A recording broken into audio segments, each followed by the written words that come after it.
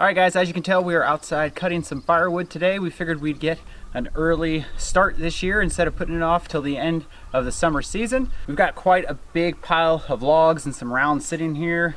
We're kind of estimating it's probably about 4 cords around there. And this is all going to be cut up into firewood. This wood sitting here is primarily white spruce, and it is all standing beetle kill. And what that means is these trees were dead standing as beetles came along, and that's what killed the trees. All these logs came from a friend of ours property who was clearing these logs, because these logs, when they're standing dead like that, is a big fire hazard. We probably have about, I think we did 5 or 6 trailer full loads with our small trailer. So that's where we got all this wood from. So in some of our videos, you might notice, the tall, dead, brown trees in the background, and that's basically what this is. And this is primarily what people burn around here. It is not a hardwood, it's a softwood. But we do have a hardwood that we burn when we can get it, and we do have about a half a cord of rounds sitting over there, and that's birch. So birch is kind of a prized wood around here. But since there is so much beetle kill around here, and it's kind of urged that you take it down if you have it, because it's dead and it's a fire hazard, that's pretty much what we burn year round. The main reason that we are going to get started on this pile early is it's sitting kind of in the middle of the front of our property, and it is in the way, and we're going to be putting in some fruit trees soon right behind me, and we're going to build a small orchard. We need to bring in some dirt, we need to put in some fence posts and some fencing, so this is all pretty much in the way. And the plan for all this is just to get it cut up into rounds and kind of moved that way a little bit closer towards the house. We have another big project this year, and that is building a large woodshed. So we're not going to split any of this or stack it until we have that woodshed built. But let's head over to where we kept our firewood last year, and we're going to kind of show you guys how much wood we actually went through. So before we head over to our firewood that we have left over, I want to show you guys, this is birch, and this is what we have for this year. We hope to get a little bit more once this is split and stacked. It's probably going to be about a half a cord, but this is a really nice size birch tree. And actually someone just cleared their property and had a sign on some birch that said free wood, so we went out and cut this about a week ago and hauled it back here. And let's head over to our wood pile. Alright, so this is where we kept our wood last year. It worked out pretty good for us. I think we had about 5 cords. It was anywhere between 4 or 5. We didn't exactly measure it, we were kind of just eyeballing it, and I think we have about 2 cords left, and we're pretty much not starting the wood stove anymore, so we're pretty much done with lighting fires until the fall time.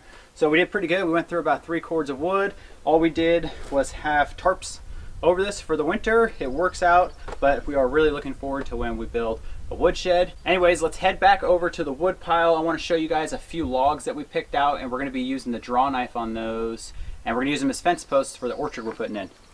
We've got 2 piles of logs sitting here. We have the one sitting on our little system we rigged up for using our draw knife, and we have those sitting there, and those are all going to be for the apple orchard we're putting in. And Arielle's going to be using the draw knife on these. She really enjoys doing it, and it's actually pretty cool the way these things work. These logs are already dead, so I think draw knives work a lot better on trees that are live. You can really kind of scrape in and kind of cut the bark off.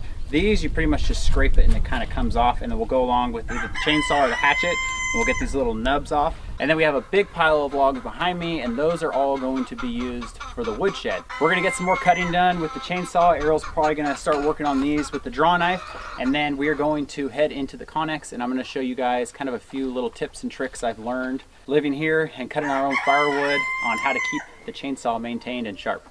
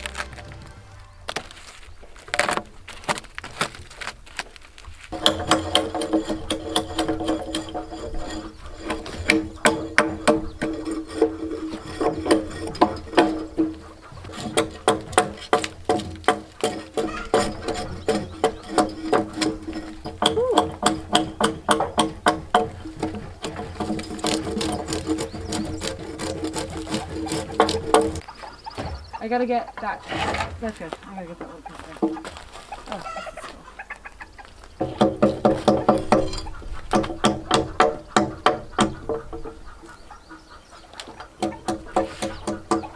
All right, things are going pretty good out here so far. We're getting close to being done.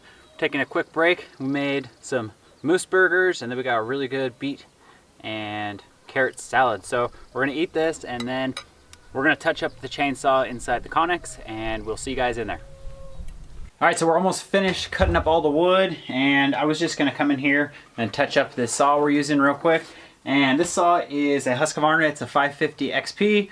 We've had this one for probably about 2 years, and we've probably cut, I don't know, over 10 cords of wood with it, and really like this saw. A few things I wanted to go over, just kind of tips, I guess, for sharpening these saws. One of the main things that has really helped me out with sharpening this saw is mounting a vise in here and having the saw in a vise. Before, I was just kind of doing it on our deck or on the floor in the Connex in here, and having this vise here and to be able to use 2 hands on the file. So that's one of the things that's helped me out so far. The next was buying some good high quality files. I bought a couple packs. I think I have 2 different saws, so each one takes a different size. I bought 2 packs, and each pack came with 12. They're pretty cheap, and you can just immediately tell the difference when you have a brand new file on. It really just takes some of the metal off that tooth and really helps get that tooth nice and sharp. And the third thing I've learned is with the rakers on the chain, and it's this little hump before each tooth, and what that does is it sets your tooth just a little bit above it, so that's how much wood your tooth is actually going to take off of the log that you're cutting. I think last year, or maybe the one before that, I bought a depth gauge tool, and I wasn't aware that there's actually different sizes of depth gauges, different depths for different chains, and it turns out I bought the wrong one. So I would sharpen my saw and it would cut pretty well, and then I would notice it just wasn't biting into the log and it wasn't throwing a lot of big chips out. Finally, I did some research and I ended up buying another depth gauge. This is an Oregon one, and this is the size I needed. It's a 0.025 inch. And basically the way you use these is it goes over your tooth, and whatever is exposed of the raker, which on this chain it's not exposed, so it doesn't need to be filed down. This is a pretty new chain, but whatever's exposed, you're gonna file that down, and that keeps that raker down the correct amount, so your tooth is gonna bite into the log and give you the correct amount of wood that it's gonna take off. So like I said, it's a pretty new chain. The rakers are looking good. I'm gonna go over this real quick with the file. We're gonna touch it up, and I think we're gonna get back to work. So when you're sharpening these saws, you want to start in one spot, and you're going to do the teeth on one side, and you're going to go all the way around till you get to that same spot, and then you're going to flip the saw around, and you're going to do the same thing on the other side. And to mark the spot that I'm going to start, I always just use a little bit of this white nail polish.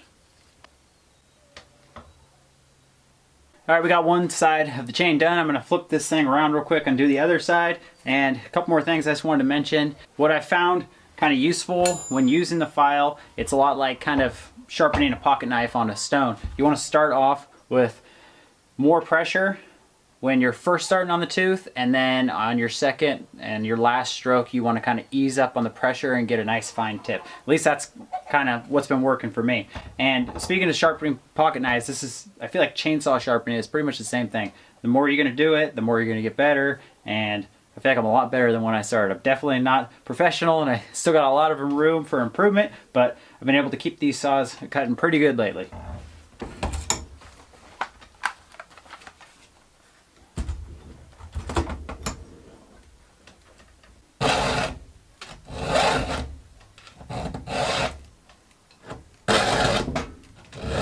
And one more thing I wanted to mention on the rakers. I didn't do this before, but when you're checking the rakers, you're usually going to have to file them down. They say like every 3 to 4 times you sharpen the chain. And when you check your rakers, you always want to check it after you sharpen the chain, because when you sharpen the chain, you're going to be losing a little bit of the height in the tooth. So as soon as I'm done sharpening this, I'm going to check the rakers one more time, and we should still be good to go. Like I said, this is a pretty new chain.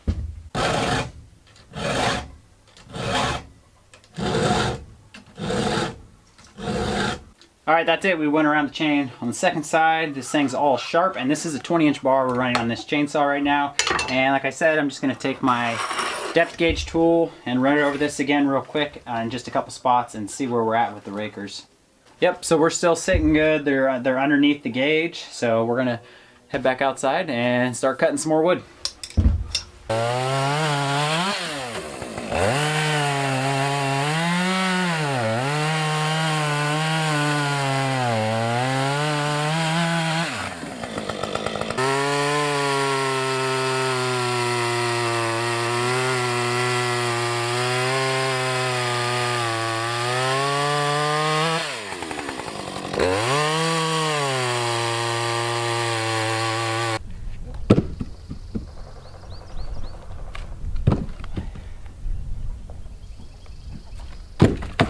Tired of this heat. You and me both, sister.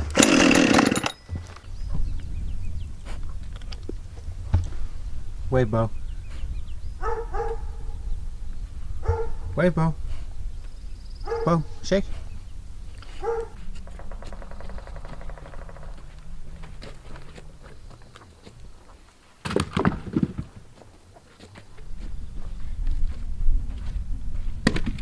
Did you get that brush home?